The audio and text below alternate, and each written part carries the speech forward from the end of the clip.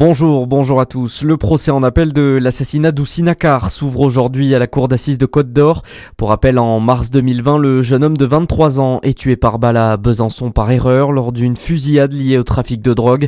Les deux accusés avaient été condamnés en première instance à des peines allant de 25 à 30 ans de prison. Un troisième homme, désigné comme le commanditaire, est toujours en fuite. Le verdict sera rendu le 2 décembre prochain. Ils encourent la réclusion criminelle à perpétuité.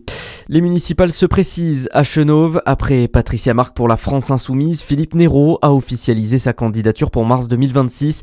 Figure de l'opposition locale, le conseiller municipal des Républicains conduira cette fois-ci une liste sans étiquette baptisée Le Bon Sens 100% Chenôve. Liste composée d'habitants non politisés et de toute sensibilité, explique le candidat dans un communiqué. Le CHU de Dijon continue de se mobiliser pour la sensibilisation. Depuis mercredi, l'hôpital est devenu ambassadeur du don d'organes, une distinction remise par le réseau Greffe Plus qui fédère près de 400 associations. Le CHU intègre donc ce grand cercle de la sensibilisation, Nicolas Gomez. Oui, cette labellisation va nous aider à sensibiliser les personnels et les proches des patients à l'importance du don d'organes, selon Sébastien Prin, le responsable de la coordination hospitalière de prélèvement du CHU de Dijon. Car avec cette distinction, l'hôpital s'engage à informer les proches. Une plaque sera installée et elle incitera à réfléchir et à lancer le sujet au sein des familles. L'objectif à terme, réduire le refus de prélèvement, car aujourd'hui 31% des proches s'y opposent en cas de mort encéphalique au CHU de Dijon-Bourgogne. En 2024, 36 prélèvements ont été effectués dans l'établissement.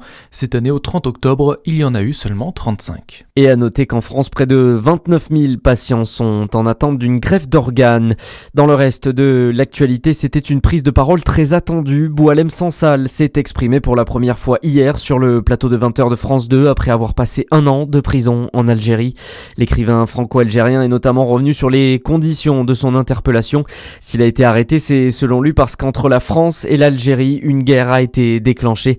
Boualem Sansal a également adressé une pensée à Christophe Glaise, le journaliste sportif français condamné en première instance à 7 ans de prison ferme en Algérie. Après 5 mois de réflexion et de travail, la Convention citoyenne sur les temps de l'enfant a dévoilé son rapport. Hier, les 130 citoyens tirés au sort ont ainsi présenté 20 recommandations pour mieux structurer la vie quotidienne de nos enfants, comme débuter l'école plus tard, à 9h au lieu de 8h pour les collégiens et lycéens.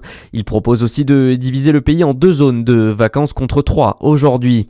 Et puis on termine en sport avec du football et la fin de la 13e journée de Ligue 1. La victoire de Lille, 4-2 après une fin de match très animée contre le Paris FC. Brest s'est imposé face à Metz, 3-2. Angers l'emporte à Toulouse, 1-0. Et puis 0-0 entre Auxerre et Lyon et un partout entre Nantes et Lorient. À suivre votre météo sur Fréquence Plus.